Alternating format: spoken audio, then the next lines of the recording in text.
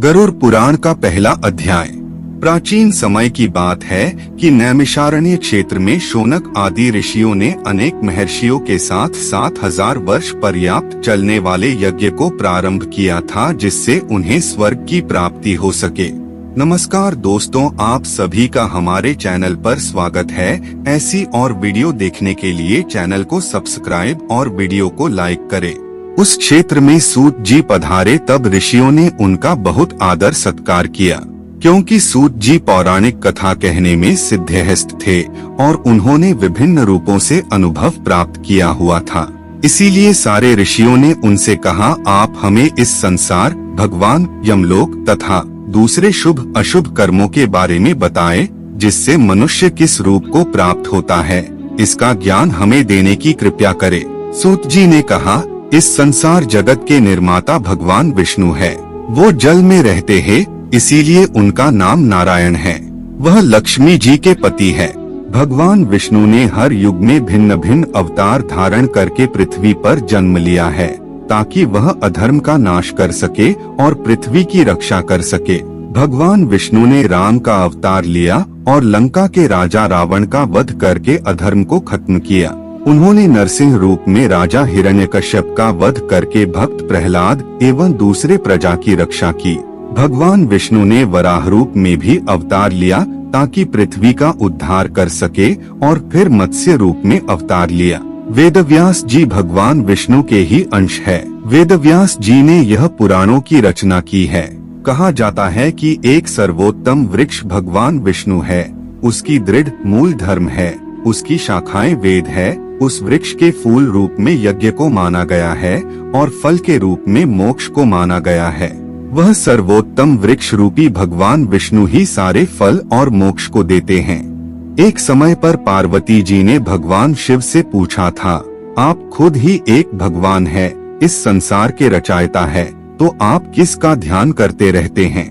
यह सुनकर भगवान शिव ने कहा, मैं देवों और ऋषियों का ध्यान करता हूँ, उसमें विष्णु ही श्रेष्ठ है। इस संसार में परम ब्रह्मा भगवान नारायण विष्णु है और उन्हीं का चिंतन करता हूँ। भगवान विष्णु ही अनेक रूप में अवतार लेने वाले परम ब्रह्मा है। भगवान विष्णु ही अनेक रूप में पृथ्वी पर अवतार लेकर अधर्म का नाश करके धर्म की स्थापना करते हैं। इस प्रकार भगवान शिव ने पार्वती जी को भगवान विष्णु की महिमा बताई थी। तब ऋषियों को दूसरी बातें जानने की उत्सुकता हुई। ऋषियों ने सूत जी से कहा, हे प्रभु, आपने भगवान विष्णु के श्रेष्ठता के बारे में हमें जो भी ज्ञान दिया, वह अत्यंत भयमुक्त करने वाला ज्ञान है। इसके अतिरिक्त आप हमें यह बताइए कि इस सृष्टि में आने के बाद भोगने वाले दुख और कष्ट को नाश कैसे किया जाता है। कृपा करके इसका उपाय हमें बताइए।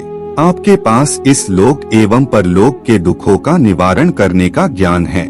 हम यह जानना चाहते ही है कि यमराज के मार्ग तक पहुंचने में मनुष्य को किस प्रकार की मुसीबतों का सामना करना पड़ता है। सूत जी ने कहा, एक समय पर गरुड़ जी ने भी ऐसा प्रश्न भगवान विष्णु से किए थे। उस समय भगवान ने जो भी ज्ञान दिया था, वह ज्ञान में आप लोगों को दूंगा। यम का मार्ग बहुत कष्ट वाला है, किंतु आप अगर अपने कल्याण के लिए यह जानना चाहते हैं, तो मैं आप लोगों को इसके बारे में बताता हूँ। गरुड़ जी ने जब भगवान विष्णु से पूछा था कि आपके नाम की आराधना करना तो अत्यंत सरल है, आपकी भक्ति करने के उपरांत भी मनुष्य नरक में क्यों जाता है? आपकी भक्ति के भिन्न भिन्न मार्ग और गतियाँ हैं, फिर भी मनुष्य जब आपकी भक्ति से वंचित रह जाता है, तो उसे यह दुर्गम मार्ग कैसे मिलता है और इसके कष्ट क्या हो सकते हैं? पाप करने वाले पापियों की किस प्रकार दुर्गति होती है और किस रूप में उनको नरक मिलता है? आप मुझे कृपा करके बताएं। ऐसे पूछने पर भगवान विष्णु ने गरुड़ जी को कहा, हे गरुड़, मैं तुम्हें यम के मार्ग का ज्ञान देता हूँ। इसी मार्ग से पापी लोग यमलोक को प्राप्त करते हैं। इसका वर्णन अत्यंत भयानक है। जो मनुष्य उग्र स्वभाव के होते हैं, धन और मर्यादा का ज्ञान जिसमें नहीं है, जिनको संसार में मोह माया है, वो मनुष्य अपवित्र होते हैं और वही नरकलोक में जाते हैं। दानवीर मनुष्य मोक्ष को प्राप्त करते हैं और पापी लोग कष्ट पूर्वक यम की पीड़ा भोगते हुए नरक में जाते हैं। दुष्ट और पापी लोगों को इस संसार में किस प्रकार के दुख मिलते हैं, उनकी मृत्यु किस प्रकार होती है, उसका ज्ञान मैं तुम्हें देता हूँ। इस संसार में जब मनुष्य जन्म लेता ही है, तब वह अपने पूर्व जन्म के कर्मों के हिसाब से इस जन्म में शुभ अशुभ फल भोगता है। बुरे कर्मों के प्रभाव से व्यक्ति को रोग हो जाता है। परेशानियां और रोग से पीड़ित वह व्यक्ति निराश हो जाता है। व्यक्ति कितना भी बलवान हो, युवावस्था में उसके पत्नी पुत्र होने के बावजूद वह अचानक से भयभीत होने लगता है। काल उसको घेर लेता है। वृद्धा अवस्था में व्यक्ति को मृतक के समान रहना पड़ता है। घर के लोगों के द्वारा अपमानित होता है और अपमानजनक आहार लेता है। आहार लेने की शक्ति कम हो जाती है और इसकी वजह से चलने फिरने की शक्ति भी कम हो जाती है। कफ के कारण स्वर्ण नलियां चल नहीं पाती। स्वास्थ्य बिगड़ने लगता है। खटिया पे पड़ा रहता है। मृत्यु के निकट आ जाता है। मृत्यु के निकट आने पर देवता जैसे मनुष्य की दृष्टि भी दिव्य हो जाती है। मरते समय पापी के पांचों तत्व अपने स्थान छोड़ देते हैं और उसका एक क्षण भी मुश्किल से बीतता है। मनुष्य को इतनी पीड़ा होती है जितनी बिच्छू के काटने से होती है। यमदूतों के भय से उसके मुंह से जाग और लार गिरने लगती है। ऐसे ही पापियों के प्राण जब निकलते हैं तब उनको यमदूत मिलते हैं। यमदूत के लाल नेत्र होते हैं और मुख भयानक होता है। उस समय यमदूत अत्यंत क्रोधित होते हैं और उनके हाथ में पाश और दंड होता है और वह दांत को पिसते हैं। उनके मुख काले और नख विशाल होते हैं। उनको देखकर प्राणी भयभीत होकर मलमूत्र का त्याग करने लगता है। ऐसी अवस्था में जीव शरीर से निकल जाता ही है और मोह में अपने घर को देखता है और उसी समय यमदूत उसे पकड़ लेते हैं। यमदूत उसे गले में रस्सी बांधकर ऐसे ले जाते हैं जैसे गुनहगार को सिपाही राजा के पास ले जाते हैं। वे यमदूत मनुष्य को मार्ग में नर्क के भयानक दुख और तकलीफों के बारे में बताते हैं और धमकियां भी देते हैं। यमदूतों की ऐसी कठोर वाणी को सुनता है और तड़पता है।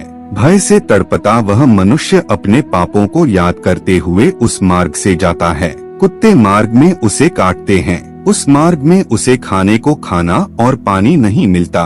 सूर्य की तेज गर्मी में चलना पड़ता है।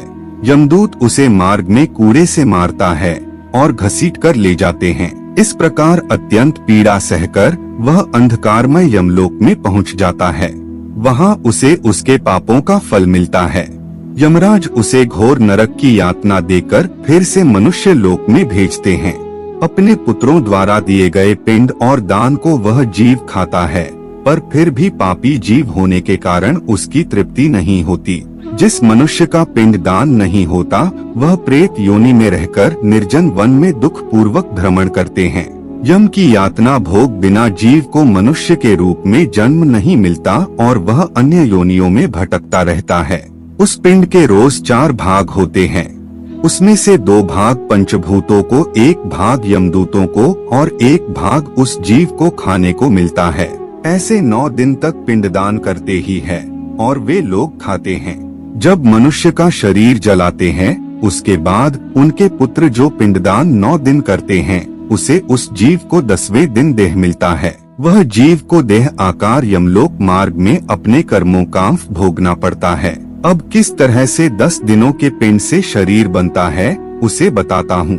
पहले दिन के पिंड से सिर, दूसरे दिन से गर्दन और कंधा, तीसरे दिन हृदय, चौथे दिन पीठ, 5वें दिन नाभि, छठे दिन कमर, गुदा, लिंग, भग और मांस के पिंड आदि बनते हैं। 7वें दिन हड्डी और 8वें 9वें दिन जांघ और पैर, 10वें दिन के पिंड से इस शरीर में सुख, सुंधा, तृषा की उत्पत्ति होती है। इस तरह पिंड से शरीर उत्पन्न होता है और फिर 11वें और 12वें दिन के श्राद्ध में 2 दिन तक भोजन करता है। 13वें दिन वह जीव यमदूतों से बंधा हुआ अकेला संसार में आता है। हे गरुड़, वैतरणी को छोड़कर केवल यमलोक 86,000 योजन विस्तीर्ण है। अब इस जीवन में रोज 24 घंटों में क्रमशः 247 योजन यमदूतों के संग निरंतर चलना पड़ता है। चलने वाले इस मार्ग के अंत में 16 ग्राम पड़ते हैं। उनको पार करके धर्मराज के नगर में वो पापी जीव पहुंच पाता है। उन सब नगर के नाम कुछ इस प्रकार है: सौम्यपुल, सौरीपुर, नगेंद्र भवन, गंधर्व, शैलागम, क्रौच, क्रूरपुर, विचित्र भवन, दूं, खद, नानकरंदपुर, सुतप्त भवन, रौद्र नगर, पयोवर्षण, शितध्य, बहुभिति के नाम से जाने जाते हैं। इसके बाद यमपुर है। यमलोक में जाने वाला मनुष्य अत्यंत पीड़ा भोगता है और अपने कर्मों को याद करते हुए पीड़ित होता रहता है। अपने कर्मों के विषय में चिंतन करता हुआ अनेक दुख भोगता है। इस पर भी यदि वो दोबारा जन्म प्राप्त करता है, तब उसी प्रकार भगवान को भूलकर कर्म करता है।